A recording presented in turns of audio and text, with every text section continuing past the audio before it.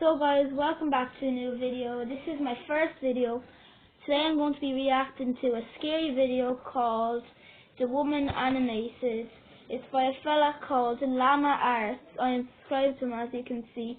He does very good animated videos. I love watching them with my brother, and they're pretty scary sometimes. I also suggest you go and subscribe to him. I'm not sure if this video is actually copyrighted, but if it is, looks like this video is getting taken down, I think.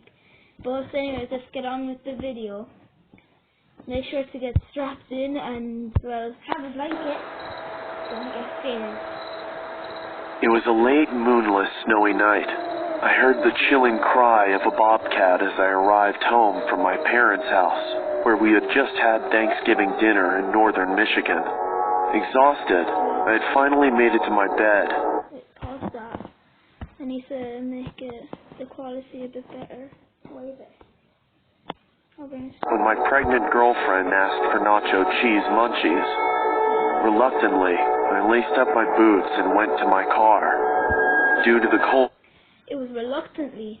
It took me a while to start the car, which only made me more irritated. But eventually I got it started, and I arrived at the convenience store to retrieve my girlfriend's mandated snacks. As I left the store, walking back towards my car, I saw a shadow of movement out of the corner of my eye. Wait. If you see a shadow, don't walk to your car, okay? Come back into the store, right, lads? What looked like a person stood near the dumpster, just out of the light. I stepped towards the figure. Hold up, okay. If you see that, don't even bother going near that.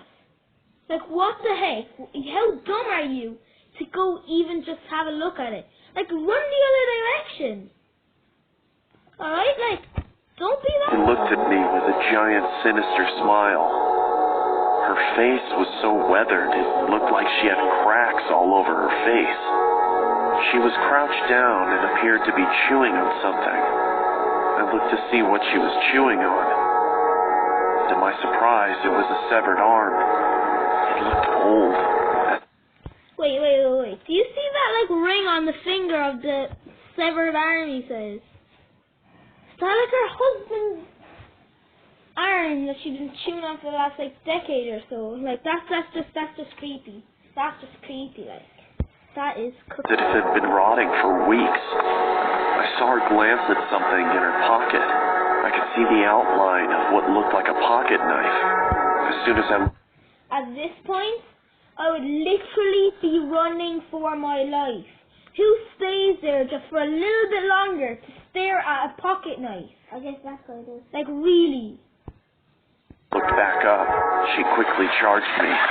I pushed her away and then ran back to the convenience store. I burst through the door and frantically yelled towards the cashier to call the police as I turned to lock it. He asked me, "What's going on?" I scowled at him and said, "Please, just call the cops." I looked back outside and saw the woman had moved across the street and was still scrutinizing me as she maintained her benevolent grin. "Look, there's a girl out there who's trying to kill me." Looking over me, he replied, "I don't see anyone out there, sir." Those words shook me, even to this day.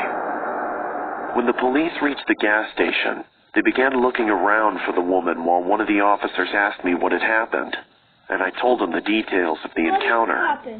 One of the officers came back and said he couldn't find anything. I then took them back to where I first noticed her. We spent a few minutes intently searching, but there was no proof she was ever even there. The officer cocked his head and looked at me as if I was deranged and asked me in a judgmental tone, "Are you feeling okay?" I was about to defend myself, and then I started to think. I am tired, and I have had a couple of drinks, so I just told him, "Yes, sir. Sorry for bothering you. I hope you have a nice night." And then I drove home. I got home at around 4 o'clock in the morning. My girlfriend greeted me with an angered but concerning tone of voice. She asked me, "Where were you? Are you okay?" So I told her everything that happened. Of course, she didn't believe me. I couldn't get to sleep that night.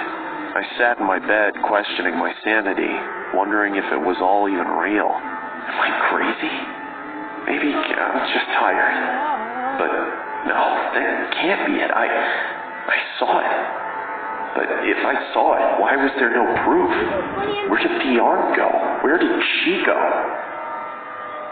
Before I knew it, it was 7 in the morning, and I had to go to work. I threw on my jacket as I was about to head to the construction site, and I put my hand in my pocket and noticed that there was a hole in it. It wasn't there the other day. I thought, what if she caught my jacket as I ran?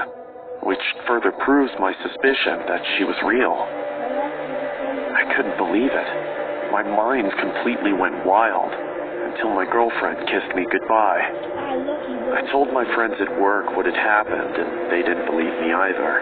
They made jokes about it the entire day.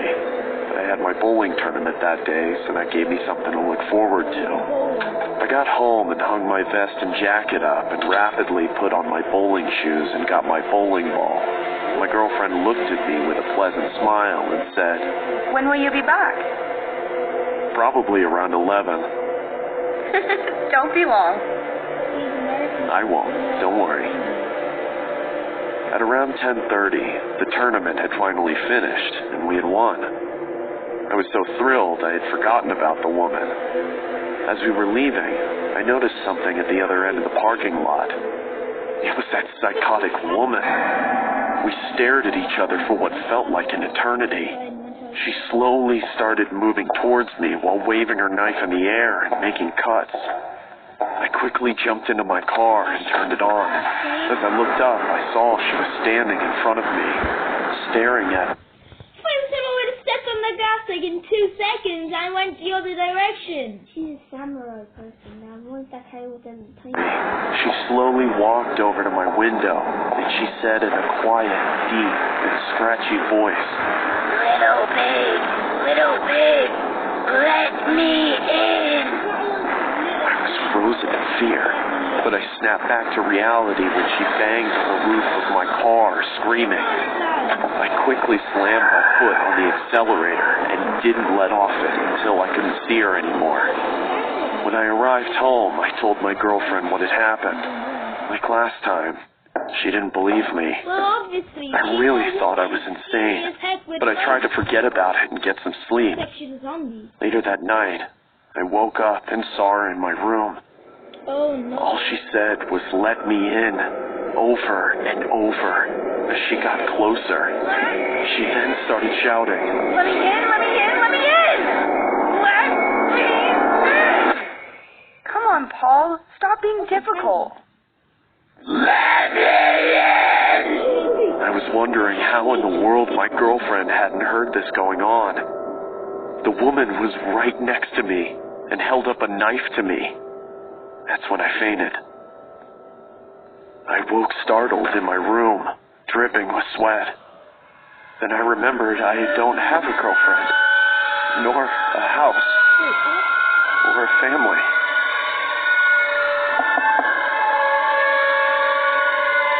Come on, Paul. Time for your morning meds. Let me in. Wait, but how did he make this video? How did he send it to Llama Art to make the video? If he's in like a mental institution or something like that. That's just creepy. So guys, make sure to like and subscribe to my YouTube channel, Junior Reacts. You have to go and subscribe to this fella too. He's very good at animation videos. So hope you like this. Hope you've enjoyed this video. Make sure to tell your friends and family all about me, so I can reach 1,000 subscribers as quick as possible to make bigger and better videos. So hope you guys like this video. See you in the next one. Bye.